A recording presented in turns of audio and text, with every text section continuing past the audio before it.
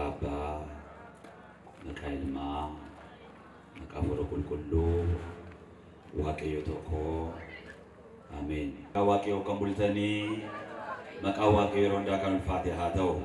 Wakne pakinya naga nubul shejo nangkan nuge Yoronda makansa kan Fatiha tau. Kadang nana tikenya kulkulle tidur be Mariami, egunsi ergamota. Kadang nana bota kenya nduma kenya rabule hajiratu. Egan ijolle Waaqayyo yeroo qabnu muraasa keessatti jiraata bara kan ta'e dubbii sagalee Waaqayyo waliin baran እጅግ በጣም ጥቂት ሰዓት ነው የተሰጠን ባለን ሰዓት ግን እግዚአብሔር በወደደ መልኩ ከመጽሐፍ ቅዱስ ቃል በመውሰድ አብረን እንቆያለን እንደ እግዚአብሔር ሐሳብ የምንቆይበት ወይንም እንመማርበት የመጽሐፍ ቅዱስ ክፍል እግዚአብሔርን የሚፈልግ ልብ ደስ ይበለው በሚል ኃይለ ቃል ይሆናል። በአንደኛ ዜና መዋዕል በምዕራፍ 16 ከቁጥር 10 ላይ የተጻፈ ኃይለ ቃል ለጴን ዋቀዮ በርባዱ ሀገመዱ ጀል መጻፈ ሴና በራ የሰጀልቀባ በቆና ኩደጃአ ለኮፍሳ ኩደንረት ሰገሌ በሬፈሜ ጅሩ ijoollee Waaqayyo sagalee kana kan dubbatu raajicha Daawit jechuun hiikoo maqaa isaa hin beekne nama Waaqayyoof mijate jechaadha gabaabaatti jireenya isaa keessatti wanta dabarsee wanta isa mudatee waan godhee darbee wanta isarra ga'ee nama barreessedha Daawit ይህንን ኃይለ ቃል የሚናገረው ነብዩ ዳዊት በዜና መዋዕል ምዕራፍ 16 ቁጥር 10 ላይ እግዚአብሔርን የሚፈልግ ልብ ደስ ብሎ የተናገረው በመዝሙረ ዳዊት መዝሙር 104 ቁጥር 3 ላይ ይደግመዋል። ለምን ይሆን ነገር ሲደጋገም ለአጽኖት ነው ይላሉ አባቶች። መጽሐፈ ኬሰት ተቋም መጽሐፈ ቁልቁሉ ኬሰት ዋደደበሉኒ ዱቢ ጀቤሱ ላፍጀ ለአጽኖተ ነገር አልዓዛር አብርሃም እውነት እላችኋለሁ እየተባሉ የሚነገሩት ነገርን ለማጽናት ነው። ስለዚህ ነብዩ ዳዊት ተመሳሳይ ቃላትን በተለያዩ መጻሕፍት ሁለት ጊዜ ሲናገር እናያለን። ምን የሚል እግዚአብሔርን የሚፈልግ ልብ ደስ ይበለው የሚል ዜና መዋዕል ማለት የዕለታት ወሬ ወይንም የዕለታት ዜና ማለት ከክርስቶስ ልደት በፊት በ150 ዓመት ዓለም የተጻፈ ኃይለ ቃል። ስለዚህ ነብዩ ዳዊት እግዚአብሔርን ፈልጎ ስላገኘ እግዚአብሔርን የሚያገኝበትን መንገድ ጠንቅቆ አውቆ በዛ ስለተጓዘ ብሎም ደግሞ አግኝቶ ደስታውን ስላጣጣመ ሕዝቡን ወይንም ክርስቲያኖችን ሲያስተምር ምን ይላል? እግዚአብሔርን የሚፈልግ ልብ ይላል። እግዚአብሔርን የሚፈልግ ምን? እስቲ መልሱልኝ። እግዚአብሔርን የሚፈልግ ምንድን? ደስ ይበለው ለጴን ዋቀዮ በርባ ይህን ያገመዱ ጀደጆሌ ዋቀዮ ልብ በመጽሐፍ ቅዱስ ሐሳብ ምንድን ነው? በዚህ በመጽሐፈ ምሳሌ በምዕራፍ 4 ከቁጥር 23 ላይ ልብ ማለት በመጽሐፍ ቅዱስ ሐሳብ የሕይወት መውጫ ነው ይላል። በኩሉ ታቅቦ እቀብ ልበከ እስመ ውእቱ ነቃ ሕይወት ይላል መጽሐፍ። አጥብቀ ልብህን ጠብቅ የሕይወት መገኛ ከሱ ነውና ይላል። ጀሌሲኤጊ ለቤኬ ቡርቅቱን ጅሬኛ ይሰጣ ጀሌሲኤጊ ለቤኬ መድ ጅሬኛ ይሰደ ጀደላላ መደ ጅሬኛ ይሰተ ለቤ ኦፊቲ ቡርቂቱ ጅሬኛ ከንቴ ያደ ኦፊቲ ነምኒ ዋቀዮ በርባዱ ጀጃ አያችሁ፣ የሕይወት መገኛ በሆነ ልብ፣ የሕይወት መጥለቂያ በሆነ ልብ እግዚአብሔርን የሚፈልግ ሰው አለ። ምክንያቱም የሰው ሕይወቱ የሚወሰነው በልቦናው፣ የሕይወቱ ጉዳይ ያለው በልቡ ላይ ነው ይላል የሰው ልጅ። በሉቃስ ወንጌል ምዕራፍ 10 ላይ አንድ ጠያቂ ወደ ክርስቶስ ቀርቦ ጌታ ሆይ የዘላለምን ሕይወት ለመውረስ ምን ላድርግ ብሎ ጠየቀው ይላል። የክርስቶስ መልሱ ደስ ይላል። በፍጹም ልብ ፈጣሪን ውደድ። አያችሁ፣ ለዘላለም ሕይወት መውረሻ ሶርሱ ኢስትሪሙ እግዚአብሔርን መውደድ። በምን ሲባል? በፍጹም ልብ ለቤን ጥሮፍኒ ያደን ጥሮፍኒ waaqayyoon barbaaduuf jaallachuun inni daandii jireenyaati. Marree yaada isaatiin laphee isaatiin namni waaqayyoon barbaadu inni ያገመዱ jedhe laala በልቡ እግዚአብሔርን የሚፈልጋል። ወገኖቼ ልቦናን መጠበቅ የአምልኮተ እግዚአብሔር ጅማሬም ፍጻሜም። አምልኮተ እግዚአብሔር ጅማሬውም ፍጻሜውም ከልብ ጋር የተያያዘ ነው። ምጽዋት መስጠት በልብ ነው። መጾም በልብ ነው። መጸለይ በልብ ነው። መቀደስ ማስቀደስ በልብ ነው። የእግዚአብሔርን ቃል መስማት በልብ ነው። ወገኖቼ መንፈሳዊ ሥራ፣ አምልኮተ እግዚአብሔር፣ ክርስቲያናዊ ስነ ምግባር፣ በአጠቃላይ መንፈሳዊ የተባለ ሁሉ የሚሰራው በልብ ነው።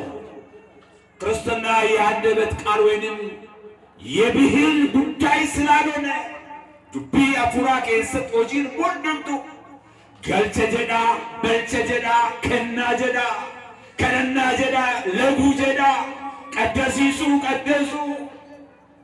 hojii afuuraa kamillee hojjechuun kan danda'amu laphee ofiiti.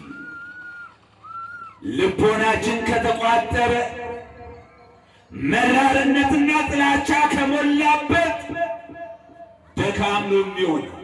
ስለዚህ ያለ ነቢዩ ዳዊት በፍጹም ሃይማኖት በንጹሕ ልቦና እግዚአብሔርን የሚፈልግ ልብ አለ እሱ ደስ ይበለው። ያለ ቁልቁሉዳ ለፔ ቁልቁሉዳ ኢኒ waaqayyoon kan barbaadu haa gammadu jedhe. waaqayyoon barbaachuun ijoollee waaqayyoo kennaadhaan, waaqayyoon barbaachuun kadhannaadhaan, waaqayyoon barbaachuun laguudhaan። የዛሬ ወንጌል ሉቃስ 12 ከ32 ጀምሮ ስታነቡ ይህንን ነው የሚናገረው። ምን ይላል? ያላችሁን ሽጡ ምጽዋትንም ስጡ ይላል። እንዴት ሰው ያለውን ሸጦ ይኖራል? መሰጠት ለእግዚአብሔር በሕይወቴ ላይ ንገስ ብሎ መስቀል ማለት መስገብ ባለበት ልቦና ከዛ ይሆናል ይላል። ብዙ ሰው መስገቡ ሌላ ቦታ፣ ልቦናው ሌላ ቦታ ነው ያለው። ስለዚህ አለ ምጽዋት ስጡ፣ ጽድቅን አድርጉ፣ ወገባችሁ የታጠቀ መብራታችሁ የበራ ይሁን እያለ ጾም፣ ጸሎት፣ ስግደት፣ ምጽዋት መንፈሳዊ ትሩፋትን ከልቦና በመነጨ መልኩ አድርጉ እያለ የዛሬ ወንጌል ያስተምረናል። ስለዚህ ነቢዩ ዳዊት ምን አለ ታዲያ? በንጹሕ ልቡ በፍጹም ሃይማኖት ጽድቅን የሚያደርግ የሚጾም የሚጸልይ ምጽዋትን የሚሰጥ እግዚአብሔር ፈቃዱን የሚፈጽም እሱ ደስ ይበለው። ከየቱ ነን እኛ? ከየትኛው ጎራ ነን? ልቦናችን የተስተካከለልን ነው?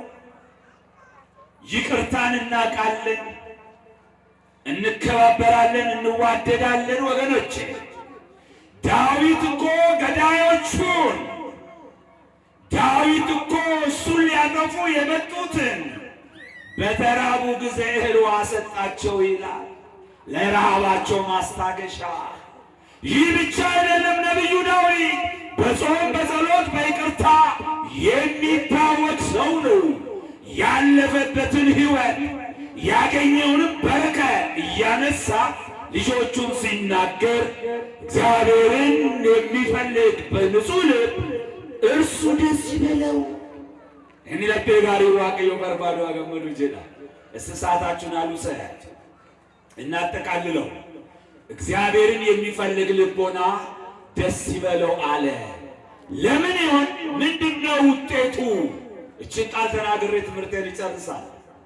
ሰው በሃይማኖት ሰው በንጽህና እግዚአብሔርን ፈልጎ ሲያገኝ የሚያገኛቸውን በረከቶች ያደጋሪዳ ለፔ ቁልቁሉዳ አማነቴ ዱቢያ ፉራን የሚገገፈቱ ገልቸተው ከደናተው ኢፈማተው ወጂ ክርስትና ከሚለያተው ነሚወጀቱ ዋን ያርገቱ ይላል። የመጀመሪያ እግዚአብሔርን ፈልጎ የሚያገኝ ሰው ምንድነው የሚያገኘው ሲባል እግዚአብሔርን ፈልጎ ያገኘ ሰው በመጀመሪያ ደረጃ በሕይወት ይኖራል ይላል። እስቲ ምን ቃል ከኔ ጋር ተናገሩ። እግዚአብሔርን ፈልጎ ያገኘ በሉ እስቲ። እግዚአብሔርን ፈልጎ ያገኘ በሕይወት ይኖራል።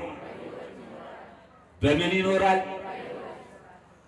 አያችሁ፣ ነምኒ ዋቀዮ በርባዴ አርገቴ ጅሬኛ አርገቴ ወቃሉ ቡዳን ጅራተ በሕይወት ይኖራል። ምንድነው ሕይወት? በራሱ ሕይወት ምንድነው? ሕይወትን ያገኛል ይላል መጽሐፍ። ነምኒ ዋቀዮ በርባዴ አርገቴ ጅሬኛ አርገቴ ጀለጆሌ ዋቀዮ በዚህ በመጽሐፍ አሞጽ ወይንም በትንቢተ አሞጽ ምዕራፍ 5 ቁጥር 4 ላይ እንዲህ እኔን ፈልጉ በሕይወት ትኖራላችሁ። እኔን ፈልጉ ይላል እግዚአብሔር። ለምን ሲባል ውጤቱ በሕይወት መኖር። ብዙ ሰው ሰውን ይፈልጋል። ብዙ ሰው ጥበብን ይፈልጋል። ብዙ ሰው ጥበብ ገንዘብን ይፈልጋል። ብዙ ሰው ስልጣንን ይፈልጋል። ብዙ ሰው ዝናን ይፈልጋል። ብዙ ሰው ትዳርን ይፈልጋል። አንዳንዱ አግብቶ ልጅን ይፈልጋል። መልካም ነው። ወደ ሕይወት አቅጣጫ የሚመራ ግን ወገኖቼ እግዚአብሔርን ፈልጎ ማግኘት ነው። እግዚአብሔርን ያገኘ ሰው ሁሉ ነገር የራሱ ነው። ስለዚህ እንዲህ አለ አሞጽ እኔን ፈልጉ በሕይወት ትኖራላችሁ። አናነ በርባዳ ልቡን አንጅራቱ መጽሐፈ መገኛ በቆና ሰቴት ለኮሳ ሶዶሚ ሰዲረት አከጀና አናን ከና አርገቴ ጅሬኛ አርገቴ አናን ከነደ በደረና ኦፊሳ ሚዳ በመጽሐፈ ምሳሌ ምዕራፍ 8 እኔን ያገኘ ሕይወትን ያገኛል።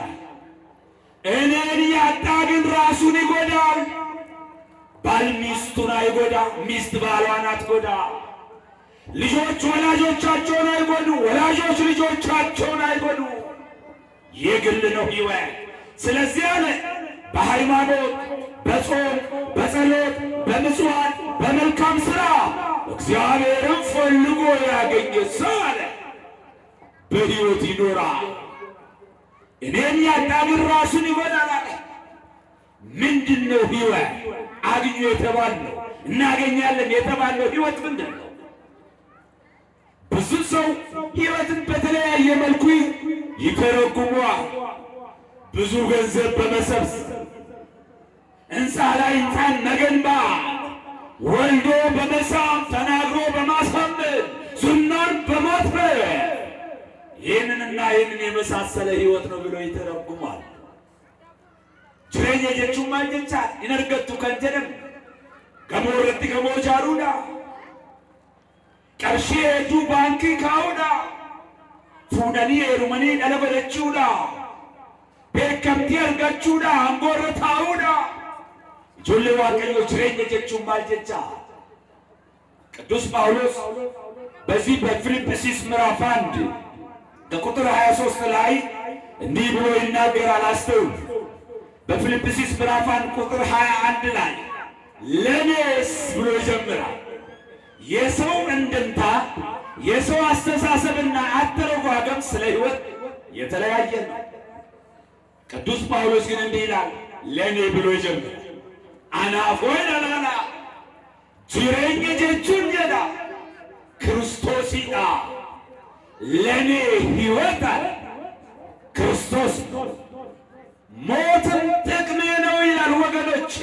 አናፍ ጅሬኝ ክርስቶስ ዱይሌ ቡአኮት ጀኔ ይላላ አናን ከናርገት ጅሬኝ እርገት ጀቹን ክርስቶስን በርባደን ያርገቹን ከነጀቹን ሴራ ፌረ ወንጌላ አቦሚ ኩርነኑ ኦጂሮቹ ቀልቢ ጅጅረቹን ይጋፎን ጎፍታ ፍረቹ እንኩን ክርስቶስን እርገቹን ለኔ ሕይወት ክርስቶስ ነው ማለት በቃሉ ታምኖ ቃሉን አምኖ አው ሕግጋቱን ጠብቆ ንስሐ ገብቶ ሥጋ ወደሙን ተቀብሎ መኖር እሱ ነው ለኔ ሕይወት አለ።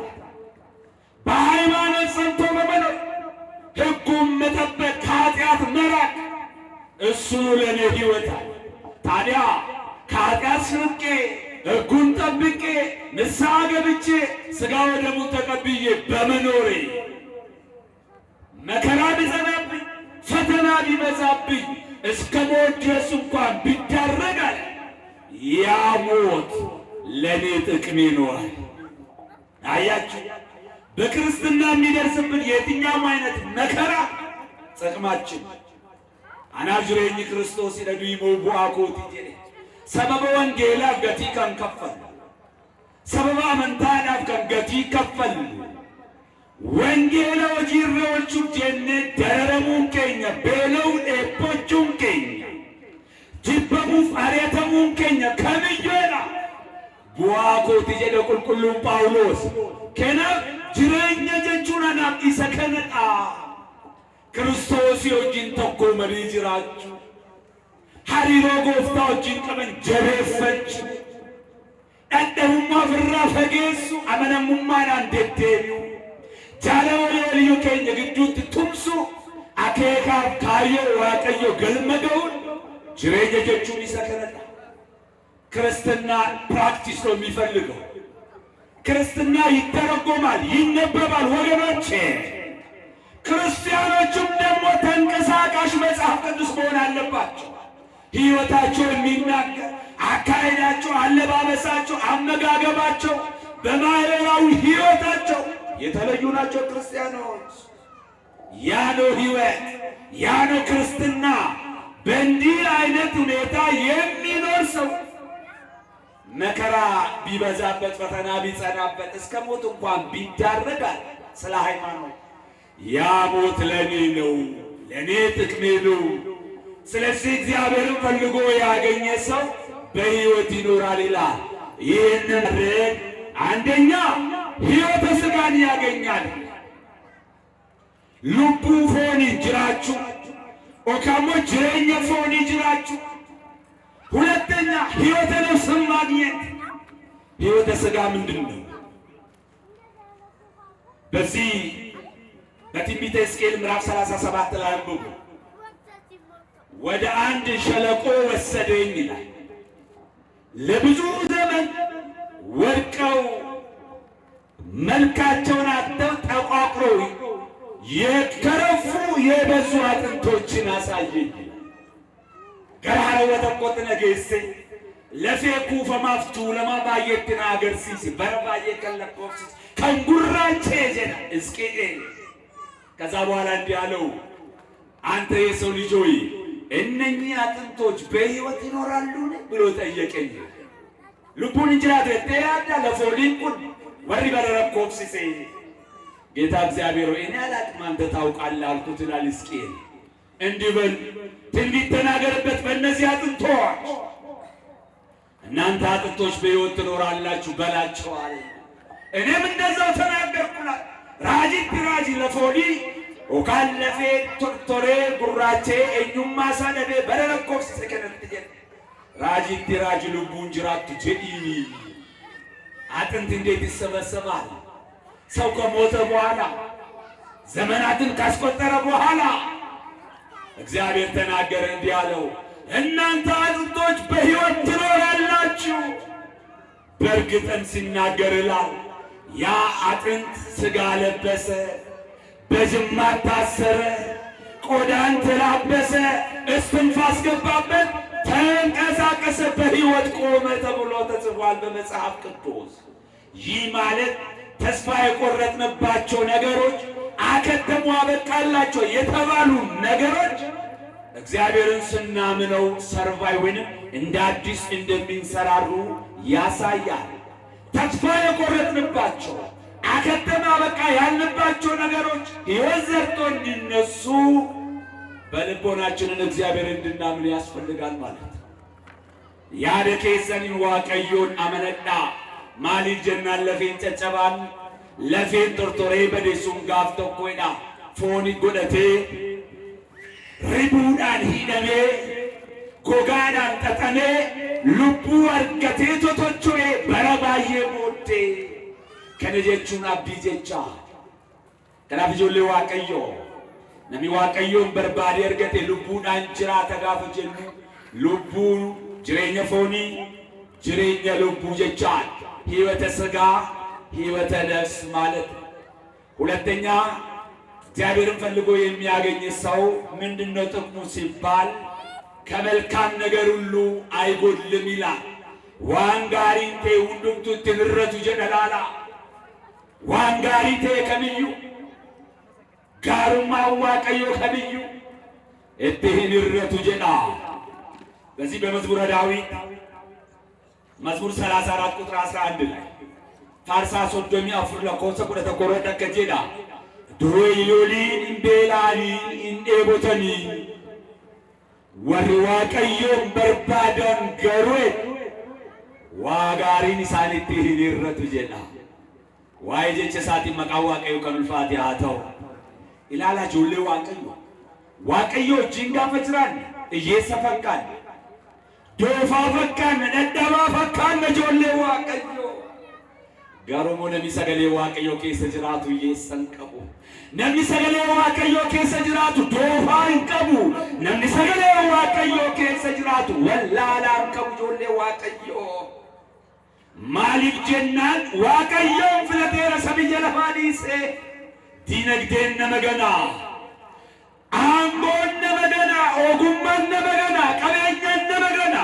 ወለኬሰ በራረገኤ ነመገና ጆሌ ዋቀዮ ከነመ ህንገን ነመዱካ ከንጨው በረከን ተርካንፈቱ ገሩ ሰገሌ ዋቀዮ ቆፈዳ ኢሰገናፍ ማል ጀደሬ ወር ዋቀዮን በርባደኒ ኢሰዱካ ቡአኒ ኢሰ አመነተኒ ዋንጋሪን ተቆሌ ሳኒቲ ንረቱ ጀዳ። እግዚአብሔርን የሚፈልጉ ከመልካም ነገር ሁሉ አይጎሉም ይላል። በክርስትና ጸንታችሁ ስትኖሩ ሃይማኖታችሁን ስትጠብቁ በጾም በጸሎት ስትበረቱ መልካም የሆነ ነገር አይጎልባችሁ። ነጋዴ በዚህ ሰዓት እዚህ ከመምጣት ሱቅ ቢከፍት ደስ ይለዋል። የሆነ ነገር የሚጎልበት ይመስለዋል።